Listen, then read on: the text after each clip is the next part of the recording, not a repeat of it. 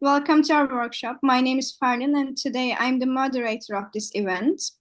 We have a special guest with us today, Collins. Collins is my colleague and works as an English teacher in Turkey as a foreign instructor. So for our first question, Collins, could you briefly introduce yourself to us? All right, thank you very much. It felt very interesting, like meeting myself for the first time. Interesting guest. Okay. My name is Collins Chibuike. I'm an English teacher here in Turkey, and I've been teaching English here for the last 5 years. I must say it's been a very interesting journey, and I'm excited, very excited to share this journey with whoever is going to watch these videos, my colleagues, students, friends, family, and random people on the internet. So, yeah, that's about me. Originally from Nigeria as well. But in Welcome. my mind, I'm Turkish. It's okay. You're Turkish. So I got a question for you. What was the biggest cultural shock you experienced as a foreign teacher when you first came to Turkey? Yeah, big, very, very big question. I must say, my first cultural shock, yeah, the first probably because I had so many. Um, it's been a long time. I'm trying to remember, but it was also very funny. Nothing really big. I landed at at the old Atatürk airport, and I had zero idea of what Turkish sounded like. No idea, nothing at all. Not even merhaba, nothing at all. So I get into a taxi, and the taxi driver, a very good old man, and I think he thought I understood English, sorry, Turkish, which I didn't. So he's like, kanka gel, picks my luggage, puts it in the trunk of his car, and we get going. And somehow we figured out the address and all of that. And he kept talking all through the ride. He was talking to me, but he was also replying. So he They're kept, talkative, I yeah, so suppose. he kept talking. I didn't say anything because I didn't understand anything. Uh, so he just kept talking and talking all through the ride without even like, wondering if I understand him or not. So he talked for so long and I was just there like, okay, what's happening here? What's going on here? With no clue about what he was saying. That was when it kind of like first dawned on me like, yeah, this is Istanbul and I was in for the ride. So the language came as a very big shock to me. How rude the language sounded as well. Like Oh, the man really? wasn't nice. Yeah, sorry to say that. But later on, it became more and more polite. It But was like a monologue. exactly. So that was my first big shock in Turkey, actually. Like how, and he enjoyed the ride. Like he was talking, he was laughing, he was making all the sounds and everything. And I was like, wow, interesting language. I don't have to speak. So Well, that's yeah, awesome. like that was my first, big shock in Turkey. But after that, it got better. Okay. So, have you tried to learn Turkish after that? What was your experience with Turkish? Yeah, interesting language. First thing, I must say the language is very hard. Sorry. But it's fine. My Turkish friends as well agree with me. They also have similar challenges in the language, Turkish. I think about the grammar or some other parts about some prefix and suffix and some, so many things about the language. So my first impression about language was not funny. It was like really, really hard. First, because the person who spoke to me or the people who spoke to me spoke really fast. So it was really hard to pick even one word. So I felt like it was a very long sentence that never stopped. And I was like, when is this song gonna be over? Oh, So okay. so that was my first impression of the language. And since we're talking about languages today, like people's first impression about languages goes a long way to actually program their mind if it's gonna be an easy one to learn, to actually make them to be very interested in the language, motivated, or actually turned off about anything that has to do with the language. And then Google Translate becomes their best friend. So over time, I felt like I don't really need the language, I don't really have to speak it. But my day to day life and experience proved to me otherwise. So I had people who weren't willing to take the bend for me, or excuse my inability to speak the language despite living here for quite a while. So it felt very offensive. Like, what? You don't speak Turkish? Like, Nidan, why? So it felt like, okay, I needed to learn the language. So I began to pick interest in the language from students, teachers, random people on the streets, like people at the bar, like different people everywhere. So I started picking up a few words here and there. Then I, started with, the good morning, uniting, merhaba, nasılsın. And of course, first it sounded weird, like, okay, do I ever think I was gonna learn this language? Am I making horrible mistakes? And so many questions, just were at the back of my mind.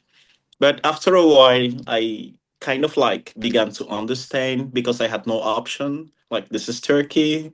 And if you need to go out every day, if you need to have transactions in the bank, if you need to talk to people and, do something, you definitely had to have like an idea about the language. If not, a lot of people are, gonna mess with you and all of that. Yes, I can see.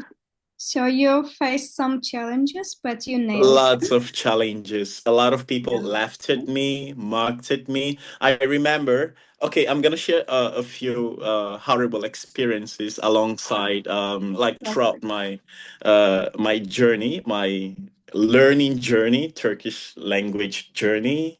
Not like I physically took out the time and put in the work to learn the language, but I just needed to know the basics enough to keep me going from point A to point B and then to C, like even if it wasn't so good and all of that. So I remember I got on the minibus or something like that. Yes, the minibus. Minibus, And yes. I was supposed to stop somewhere, like my bus stop, but I didn't know how to tell the driver like this is where I was gonna stop. So I think I heard people say something, so I tried to repeat it, and it sounded really funny. Like, people looked at me so weirdly, and I really didn't know what I was saying, but I heard other people say it, and I thought it was cool to repeat it. So I said, "Inek war," something like that. No.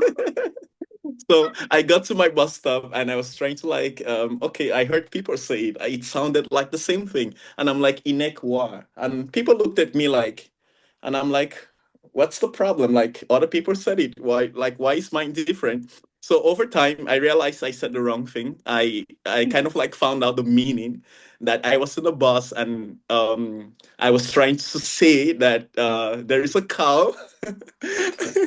There is a cow in the bus. So I felt so horrible, embarrassed, and so ashamed of myself. Like, a cow in a minibus. How? How is that possible? So I learned the correct way of saying it. This goes far to tell us how communication can change a lot of things. Like, just one word, one mispronunciation, one spelling that goes the wrong way or something like that. So it was like, huh, all right, inject water. And after a while, I kind of like always remember the story and I laugh at myself and I'm like, now I need to learn it because it wasn't funny, though a lot of people were laughing about it. And after a while, I tell my friends the story. They laugh about it. I laugh at myself about it and all of that. But it was a nice learning curve for me. I agree. It's such a nice story. So How would you describe Turkish hospitality based on your experiences, like this one? Like this one. All right, very funny. Well, I must say, though it was a mistake, an honest mistake, lots of people were still willing to correct me about it, which was very, very nice. Like it wasn't like offensive, like, and people are like, oh, never say that again. The good part was people were like, no, my friend, it's this, it's not that. Like someone actually pointed out the mistake to me. Of course, first they're gonna laugh at you, and after that, they help you get back on your feet. I think that looks like what good friends would do. So people around me, I would say, are very hospitable, talking about my whole experience altogether, like coming from somewhere to Istanbul with zero idea of Turkish. Like I see people go out of their way to help me, like about directions. People randomly offer you tea, you know. They do. Yeah. Yeah, exactly. Like that was like the most beautiful part. So sometimes I just go out hoping to get free tea. So you like the Like Turkish tea? exactly, I love it a lot. As well as Turkish coffee. I would say my experience has been really awesome and amazing. Glad uh to hear that. Very hospitable people, nice people, the culture as well, very friendly. Like I see people just want to have a conversation, want to talk, even if they don't know the language, like they don't know English, I don't know Turkish, but somehow miraculously we kind of like still have a conversation. I don't know how. Sign language, body language, whatever language that was or is, like I still see people just get excited talking to someone who they assume to be very different from them. So I would say my experience has been really amazing, and it I'm still glad is. to hear that. They're eager to try, at least we can Yeah, say. yeah, exactly. And also willing to make me try the language. So I'm like, I don't know anything in Turkish, and you see people try to like, okay, my friend, you should say merhaba, merhaba. People try to like force it on you, which is good, even if you feel like you don't like it, but you need it. You need it in order to survive. And when you make mistakes, they're there to correct you. I remember my first okay, I had so many mistakes actually. I still do. One of the most difficult words to pronounce was like everyone was leaving from the office, like in school, and everyone is like "görüşürüz, görüşürüz," and I didn't know how to pronounce that. Like it's like what's that? "Görüşürüz." Like I kind of like always bite my tongue each time I say that. That was like one of the most difficult words to pronounce. So one time I was leaving and I'm like, oh no, now I have to wait for everyone to leave so I don't say it. Oh, really? I tried to say it once and everyone busted into laughter, like, oh my God, what was that? Like everyone was surprised I could say it, even though I said it wrongly. I think I said something like Gugus, Ugus, something, whatever. At And least it you was so tried. funny. Yes, it was so funny. And people were like, so after that, even some of my colleagues make lots of jokes about it and still try to like, Collins, what was that word? Can you say it from yesterday? Say it one more time, again and again, and try to make fun about it. So with time, I learned, okay, it's görüşürüz. And I'm like, huh, okay. So those small moments, kind of like they're always there, and I remember them like it was yesterday. It's such a Yeah. nice story, but you learned how to say görüşürüz. Am I right? Yeah, correctly. Of course, after saying it a billion times the wrong way, and so many other words, like I was like same here, and it's like no, it's shame here, like same here. The alphabet in Turkish is kind of like really different, so pronouncing some of those sh and the j and all of that was like really Very hard. So challenging. I'm like, yeah, like it was tough, but I guess in a ways people understood what I meant, and it was fun. It was And fun. at some point, I really didn't care if I made a mistake. because I tell my students the same thing in English. It's okay, you can make mistakes. It's not a problem. So I also didn't see it as a problem, making mistakes, and people were laughing at me. It gave me more motivation to learn the language even more better. It's a great perspective to have, I can say. So you're a foreign teacher in Turkey. What Yes. motivated you to become an English teacher in Turkey specifically? What Yeah. was your motivation? Okay. Thank you. First, I was a teacher in my home country. So I kind of like looked forward to better opportunities across different places, and I had some friends in Turkey, which made it easier to like, hey, you want to make a switch? You want to come over here, give it a try, and see what it's gonna look like. So that was how Turkey came into the picture. I tried it. I loved it. I also had a couple of experiences in other places, and I would say I kind of like just loved it in Turkey. You know, you kind of like just go to some places and it just kind of like so clicks. You feel at home. Everything just turns out right, and it felt like, okay, here is it. This is gonna be home for the next couple of years. So I guess the motivation was from friends, the people around me, more especially the people. Like when you meet with people and they love to meet you and they make you feel welcomed, they make you feel at home and well accepted, you want to stay longer. But if they kind of like reject you and make you feel like you don't belong here because you're so different, then I think you're gonna be like checking out on Google for the next location. So the people, amazing people. I can talk about them all day. Oh, glad to hear that. So welcome again. I'm happy Thank you. for you. It seems like you have such nice friends. Yeah. What keeps you passionate about teaching in a foreign country? What keeps me passionate? I'm gonna say again the people.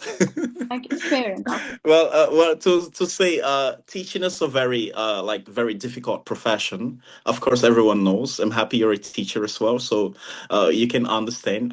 Dealing with people is not so easy because people are different. You know, different backgrounds, different levels of understanding, different personalities, and all of that. So we find ourselves in a very tough career pathway. So in order to keep your motivation alive in this career, in order to still stay motivated and very passionate, especially when you're not in your home country, it takes a lot of work and effort. So so much self-development has to go alongside with it. Lots of trainings, lots of talking and meeting people who share the same challenges as you in this scenario. So what keeps me passionate are the few people who make progress as you do what you do. So first, I'm passionate about teaching. I love my job. I love what I do. I love talking to people. This is what we love to do as teachers. So, but more importantly, when you talk to people who also love to talk to you and appreciate your work, that goes a long way to really keep you motivated. So, I've had lots of success stories about students who learned English, improved themselves so well, they didn't need me anymore. That was my greatest satisfaction and hope. Like I felt like, wow, you're so good, you don't need me anymore. Just go and keep speaking. Like that's it. You're already there. So just keep improving on your fluency. Students who have traveled abroad and said, oh, thanks to this person, I can speak English fluently and express myself without any problems or challenges, and people can understand me. Like that's my joy, that's my motivation that keeps me going. So even when I feel like I'm tired, I feel like someone is gonna be out there saying, "Hey, thanks to this dude, thanks to this teacher, I am really a better person It's in one of the expressing best myself." feelings Yeah, in the world. exactly. Proud teacher So moments. I agree. So you mentioned success stories of your students. Can you share a success story of a student you will never forget? Never forget. I have a lot. um, I think I'm gonna share what happened recently. I think it was across one of our parents' teachers meeting, and so there is this girl. Her name is Zainab. Amazing, lovely, 10-year-old in fourth grade. Her parents have no idea what, like, they don't know any word in English, like zero English, totally. Um, but I've taught this Zainab over time, like say what, 2 to 3 years now, and I've seen her really improve. Coming from a family where, lots of families have an advantage. Like you either travel abroad for holidays, your parents speak English, like some sort of home advantage that gives you an urge, to actually make you become better at expressing yourself in the language. But she, didn't have all of that, and she has so much improved herself that she can communicate very well, like fluently in English. So I also don't have so much fluent Turkish, but during the parents teachers meeting, her mom and dad were there alongside with her. Like normally, we have translators for situations like that, like someone who helps you. The teacher, which is me, translate from English to Turkish so the parents can understand fluently about the feedbacks, areas of strength and weakness, and all of that. But I think the translator was on break, and somehow it felt like, oh, Zainab, you can do this. You're gonna be my translator for the day. And she was so shocked, like, oh, teacher, I'm not sure I can do it. And I'm like, okay, let's give it a try. Of course, she was very nervous at first, but she picked up the challenge and like, okay, teacher, let's see. So I kept it very simple for someone her level, a 10-year-old in fourth grade. And I talked in English and she could translate every word to her Wow. parents, and her parents could understand her so well. Her mom was like so full of tears, like she was very overwhelmed, like so joyful, like my kid can understand the language, understand it enough to even translate the language to a non-speaker of the language. Like that was so amazing. The father was speechless, like whoa, like he never knew his daughter was that good. Like he knows the daughter is good, but like not that good to translate every word the teacher had to say in Turkish, and she translated so well. So I was like, from henceforth, you're my translator. She was so excited. That was like the peak of my day. She was very happy. Her parents were very happy and so excited. That was one of my like most recent proud teacher moments. Like a very big kudos to Zainab. She's an amazing kid.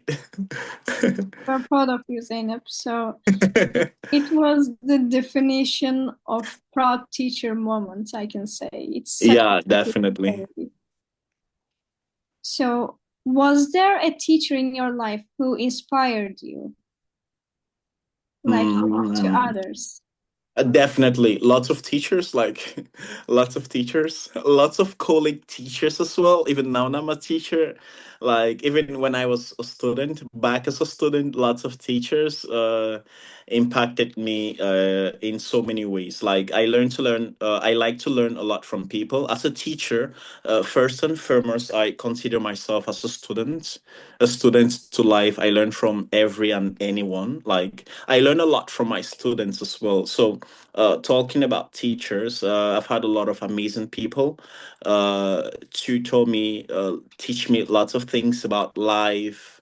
So many things, like so many I cannot even count. I would say my first teacher was my mom. She taught me so many things, like far much better than what I could ever learn in a classroom. And I think I picked up my storytelling skills from her. Uh, I also had a lot of amazing teachers, so many I cannot name, like so many. And teacher colleagues as well. Like I would say, if we can read and write, if I can talk the way I talk, if I can excel and be successful in this career, it's all thanks to every teacher I passed through. Teachers are so important in shaping people's lives, we can say. Definitely. You mentioned your mother. My first teacher was also my mom, and jokes on you, she was also a teacher in Wow, real life. amazing. So mothers are great teachers. Shout Exactly. out to her. Shout 100%, yeah. So, what do you recommend for students who are afraid to speak English? Hmm. Afraid to speak English. I think one of the first things, based on my like teacher knowledge and so many student experience, one of the things that I've actually like stopped students from speaking English is probably because they think they don't know. Trust me, I live in Istanbul. On average, I think every Turkish person knows at least 10 words in English. I meet people a lot, and the first question is, sorry, do you speak English? And they're like, no, me, no English. And I'm like, it's fine. That's English. I can understand you. How can I go to the Mamarai, for example? How can I get to the train station? Or how can I go to the bank? And they are like, and this same person who said no English are like, my friend, go, go, go, turn left, after 2 minutes, turn right. You see train station. Enjoy, my friend. And I'm like, that's English. That's not another language. Of course, at that level, we don't really care about the grammar. I just want to go to somewhere. So every Turkish person on average knows at least 10 sentences in English. Trust me. So for students who think or who are afraid to speak English, I would say just get out of your skin. Don't be afraid of making mistakes. In fact, make as many mistakes as you can. So many you cannot count. Lose track of the counts. Make as many mistakes as you can. Just speak. We don't really care about perfection. We just care at that level about communication, which is the goal of communication actually, like talking, like we just want to be understood. So That's how you learn the language. You should do exactly, mistakes in order to learn the language. exactly, so just speak, don't be afraid. What could go wrong?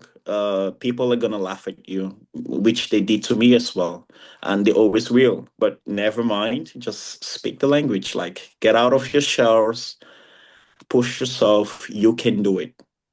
Step out of your comfort zone. I agree. Perfect. Why do you think learning English is important for non-native English speakers then? Yeah, I get this question a lot. Some students are very uninterested in the language, and they're like, "Hocam, neden İngilizce konuşuyor?" All right, I'm not gonna say that part, but they're like, "Why should I speak English? This is Turkey. This is like I want to speak my language. Why should I speak English and all of that?" Well, the world is changing. Lots of things are changing. People are trying to adapt to new things and all of that. First thing, uh, English is the most spoken language in the world. So if you don't speak English, that kind of like makes you like left behind, because almost everything in our today's world in this 21st century is in English, then translated to some other language and all of that. Uh, so there are lots of reasons as to why they should speak English. Lots of so you want to communicate with the world, you want to travel, you want to make friends, you want to do lots of things online. Trust me, the language would be a great advantage to you. So I learn the totally language. agree. It is the language of the world, we can say. Yeah, I think exactly. it is a common misconception about English. People often say, I don't have to learn English. I've heard this sentence in Poland as well. So Yeah, you should just learn it. Just step out of your comfort zone. exactly. So, what habits lead to the fastest and most effective English improvement then? if we What want habits? to, yes, our English skills? What should Uh, as a foreign, as a native, teacher, which is basically based, skill based. I definitely try as much as possible to stick to the speaking part, which is where a lot of people have a lot of challenges. Because some of my students tell me, "Okay, teacher, speak," but who am I gonna speak to, and all of that. So, in order to learn this language, I think. Well, there is a concept about that. Lots of people think you need to change your personality in order to learn the language. I would say in order to be very fluent in the language, you need to be outgoing and very improve your communication skills. You need to be outgoing. You need to speak to a lot of people. You need to be extroverted. You need to talk. You need to express yourself. If you're always quiet, it might not do the magic for you. So try to learn something from people. Try to always like that habit is gonna go a long way to help you learn the language. I have a story about this. So there is a man on my street, small supermarket. So I go there every morning, like not every morning, but most of the time, to buy bread or some other thing. And for each time I go there and he sees me, like he doesn't know Turkish, okay? Sorry, English. So he tries to learn one thing from me. So last week I saw him and he's like, Bu, English ne demek? This English what? And I'm like, oh, this is a shopping cart. This is milk. This is like every time he sees me, he tries to learn one thing from me in English. It doesn't matter if I'm in a hurry. While I'm swiping my card, he tries to at least pick one thing from me, like this English, this, like he tries to, and he says the word right back to me. So I say the word, he pronounces the word, and I ensure he kind of like pronounces the words correctly. Then he says it back to me. So every time he sees me, he tries to learn one thing. Like that is the height of motivation. Like he kind of like motivates me to like it's possible to do anything. Like we don't have a lot of time, and sometimes it's like just a 1 minute interaction, but he tries to pick just one word. And each time, sometimes I'm like, oh, now I've seen him again. What am I gonna teach him today? So, like this inquisitive and curiosity would really make you push you to learn the language really fast. Like strive to know, try to know the meaning of things around you and all of that. Like that's gonna go a long way. Small steps are also steps, so they should be Definitely. willing to learn. Yeah, And I'm yeah, yeah. glad you earned such friends. Yeah, that's how I make friends randomly. It's such a nice story. So, what is your favorite topic to teach in English? My favorite topic to teach in English. Well, I wouldn't say I have lots of topics I enjoy teaching, but I wouldn't really say I have a favorite topic. Rather, I would say I have a favorite way of teaching these topics. It doesn't matter the topic, because every student is different. I try to bring myself to like the level of the student, so I understand things the way they understand it, and I can relate with them based on their own example. And this for me like does the trick about how the student enjoys the lesson and how they also measure their own progress and how they're comfortable in just being themselves. Like this is English, right? It's not like chemistry, it's not like maths or geography or biology. Like this is the language which involves the culture of people's way of life and mannerisms and way of doing things and all of that. So I'm more interested in the way of teaching it than a favorite kind of topic. So it doesn't matter the topic. I just try to find a code or a way around that topic to make the students enjoy it. And one of them is by trying to make the students, of course, make the lesson really students based, where the students can express themselves how they want in their own sentences with examples of things they can relate to. I remember a time we were learning like a new set of vocabulary and all of that. So we tried making sentences with the new words we learned during the lesson.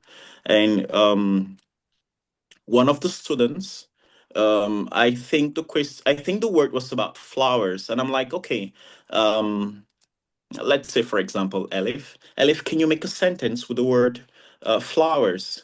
And Elif is a very quiet, shy person and doesn't really talk even when she's asked the question. Like she's so quiet, passive students, never says anything during the lesson and all of that. So I'm like, oh, so the class is so quiet and everyone is like, okay, Elif, flowers. And she knows the meaning. Because we learned the vocabularies and all of that. And she's like, teacher, can I sing? And I'm like, sing? Okay. Oh, let's see. Where's this going? And she's like, I can buy myself some flowers. I can So hold cute. your hands. Exactly. She sang the song. And I was like, wow, that was amazing. Guess what? The whole class joined her to sing. I can buy myself some flowers. I can hold my hands. And it's a very popular song. Like it's trending and all of that. That's So end of my so yeah, lesson. exactly. So that for me was the whole sentence. And I'm like, I'm fine if you're fine. I'm good. Like that was even more than like what I expected. So she tried to relate her own example through songs, others through whatever means works for them that they can really relate to. Scenes from movies, songs, and whatever they can really relate to or connect with. So that for me has been one of my favorite ways to enjoy the lessons with my students. Such a cute story. We should pay attention to different learning styles and the needs of the students. Some can be based on visual or Yeah. auditory. It depends. But I'm glad she chose to sing because I love the song. Yeah. So, what would you say to a student who feels like they're not making any progress in English? Hmm. I would say they're making a lot of progress, even if they don't see it. So sometimes some students are very like, okay, teacher, hojam, please be honest. What's my level? I am bad, dime. And I'm like, no, no, no, no, no, you're not bad. Sometimes these sprouts out from comparison. So Mustafa is trying to compare himself with John, for example, or Ismail or another student. So based on these comparisons, he thinks I'm not so good or I'm not good enough. But every student is different based on their own level of progress and all of that. So I usually tell my students, you're doing so well. You're doing very, very well. Just don't stop. Keep doing it. So consistency is key. I just try to reinforce that idea that you can do it. You're good enough. You're really doing well, even if you don't see it yourself. You're making so much progress, even if it feels like you're stuck. Or some students are like, I'm A2. I don't think I'm B1 enough. Do you think I'm gonna make it in a B1 class? Do you think I am good enough? So sometimes it's hard to like mirror your own results. Sometimes they don't see it. My job as a teacher is to help shed and throw more light in places where they feel less confident and remind them that yes, they can do it. They're doing it so well. And even if they don't see it right now, they definitely will in the future. I totally agree. First of all, learning is subjective, it should be. And teachers are important in shaping students' lives. So you're doing an amazing job, I must say. Thank you very much. You're welcome. So we have our last question here. Okay. If you could write a short letter to every English learner in the world, what would be the first sentence say?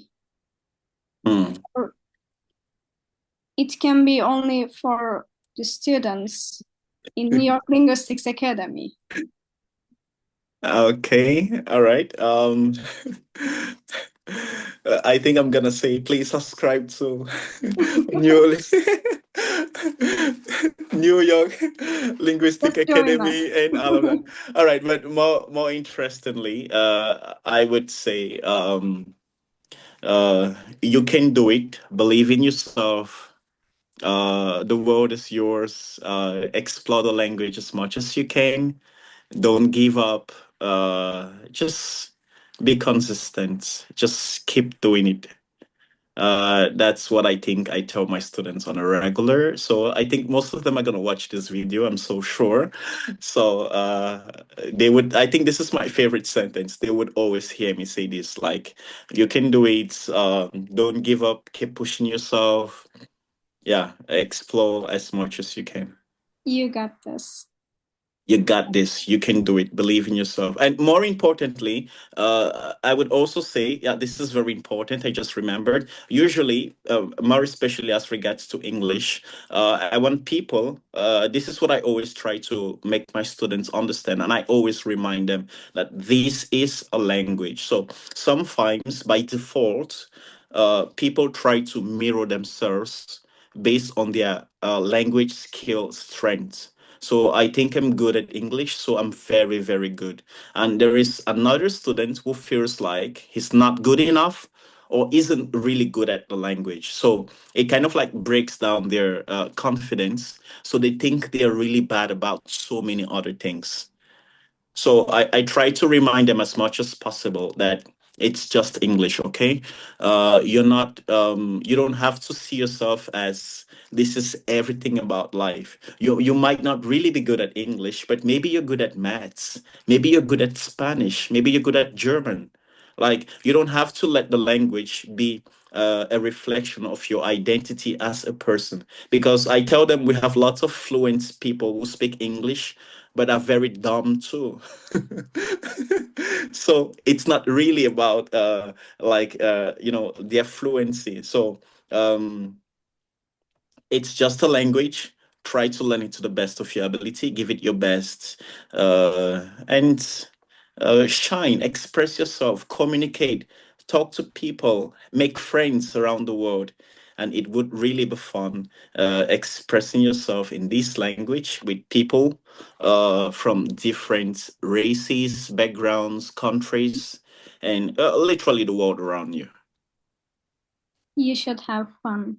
It is the most important thing. Yeah, have fun learning the language. You like singing, sing songs in English. You like writing, write in English. You like to rap, interesting, rap in English. You like watching football, listen and watch football with commentaries in English. You like I don't know, whatever is your hobby, just find something about it in English so you will enjoy it. So it doesn't feel like a boring language about Shakespeare and some old, people in literature where you just have to like read and memorize words and all of that. Like, you can enjoy the language, you can love it, you can fall in love with the language.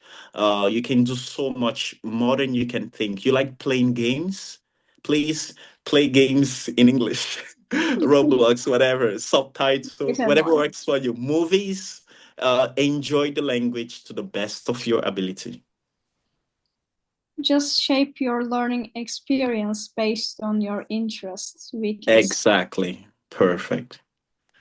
Thank you, Collins. It was such a nice, warm, and motivational conversation with you. You're So, welcome. thank you. So, if you want to, we can move on to the Q&A session. So, Of if you have course. any questions, feel free to ask them. Yes, I would be really interested if there are any questions from our audience. A very big thank you as well to Ferlin, our moderator. You're doing an amazing job. Thank you very much. Glad to hear that. Someone is raising hands. Adi Chankaya. You can Yeah, start hello. with the question. All right, I'd like to ask a question if that's okay. Please. Yeah.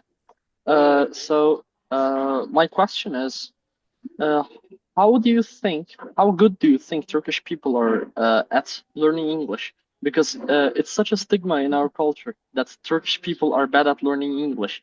when compared to Europeans? Well, there is some linguistic similarities between English and other European languages, but with Turkish, English and Turkish are related to a certain extent.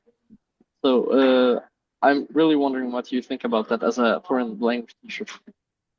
Well, as a foreigner, but you're right, by the way. I really agree with you. But over time, I think I'm kind of like noticing a shift. With older people, I really feel these disinterest where people like don't want to communicate, don't want to talk, or don't even want to have anything to do with the language. Like my oldest student is close to 60, and I can really relate to that. So with older people, I even when I meet people on the street personally, older people just like kind of like switch off. It's like, no, you don't speak me, no English. That's it, and that's over. But with younger people, I kind of like feel this desire to learn the language. With younger students, I even feel the need, like this curiosity to even not just learn but improve the language, communicate and get to practice their speaking skills. Because lots of people have things in their mind. Sentences is never practiced with people. So when they see me, most of the time it's like, okay, let's talk about food. Let's talk about culture. What's your biggest culture? You like food? You like lamajun? You like you like so with younger people, younger kids, younger students, this young generation, Gen Z, they're really changing the dynamics of things. And I see more interest, I see more motivation because they play games and do so many other things in English. So with the younger generation, the shift is really changing. Oh, that was an incredible answer. Thank you for that. Yeah, I especially liked your example about asking about food because everybody loves food. Everybody likes food, right? There is always something Yeah. we can talk about regarding food. And also, younger people are generally more surrounded by English these Yeah. days. Yeah, I think that's a huge factor too. Yeah, thank you for your answer. You're welcome. I love food a lot. It doesn't matter how bad a day I'm having. Right? Just give me baklava. I will be fine.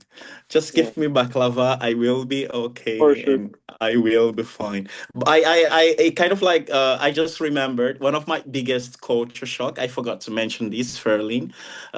When I came to Turkey was also the food. Thanks for mentioning this, Ali. Like I saw people eat rice and yogurt, and like back where I come from Nigeria, like we don't really mix things like that. So if you're eating rice, you eat rice, okay? If you're eating yogurt, you take yogurt, but you don't like really mix them. So when I saw people eat rice and yogurt, I was flabbergasted, like, what is this? Like that Wow. was one of the biggest culture shock. Like rice yogurt. First, I thought the person was like not okay, like the person was crazy or something.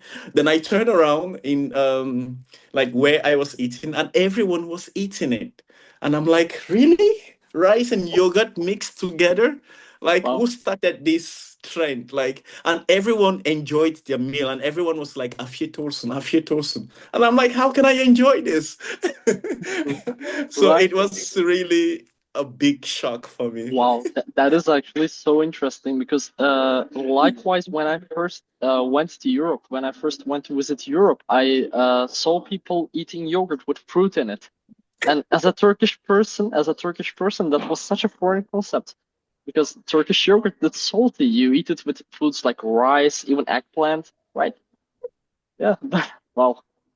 It was really shocking. At first, I wanted to take a picture like rice and yogurt to send it back to my family so we can like laugh about it and be shocked all together. I couldn't handle the shock alone. And everyone was doing it. And after a while, my friends are like, Collins, you should try rice and yogurt. And I'm a little bit hesitant about it. But after a while, I'm like, okay, it's good. It's delicious. And later on, it's like, where is the rice? If I see the rice, I'm like, where is the yogurt? That is super cool, Collins. It's interesting how culture and language influence each other that much, right? Yeah, And yeah. yeah, thank you very much again for your answer, Collins. It was an You're incredible welcome. talk. Collins, I have a question for you. Yes, If please. you're not tired of my questions. No, I can never be tired. Okay, so we mentioned Turkish foods. I wonder which Turkish food surprised you the most, except the rice and yogurt combo. Yeah, rice and yogurt combo. I like that. Which food surprised me the most? I think that was like the biggest of all my surprises. Like nothing beat that, really. Nothing Really? beat that. With others, I was like fine, and I think I'm not so much of a picky person, so I was very open to trying so many other things. Mante, pide, lahmacun, like name them, kebabs, and all of that, doner, and so many other food. But the others were really cool. It wasn't really spicy for me, but I liked it. I still do, and I enjoyed. Do you have a favorite among That's hard to choose. except baklava? I think I would say except baklava. Yes, I was about to say that. I'm not gonna betray baklava. Baklava is not gonna be happy with me. Oh, I think Adana kebab. I think so. you should visit Adana someday. Yeah, And that's try true. here. You live there. That's true. I do, I do. You should try kebab here. I also have a question for you. Oh, Would okay. would you rather go for Adana kebab or jar kebab? They are different, right? Which would you go for? Wow. It's a hard question. I would say Adana, but Because you I live there. love it's like your baklava. I cannot Huh. choose between them. Yeah, If that's I'm like in Ankara, I would choose Jal, but if I'm in Adana, I would choose Adana kebab. Adana So it kebab. depends. Hmm. All right, that's great. Nice answer. Now I know what to try where. So if I'm in Ankara, I'm trying jar kebab. You And if should. I find myself in Mersin, I'm trying Adana kebab. You should. I'd highly recommend it. Do we have any questions?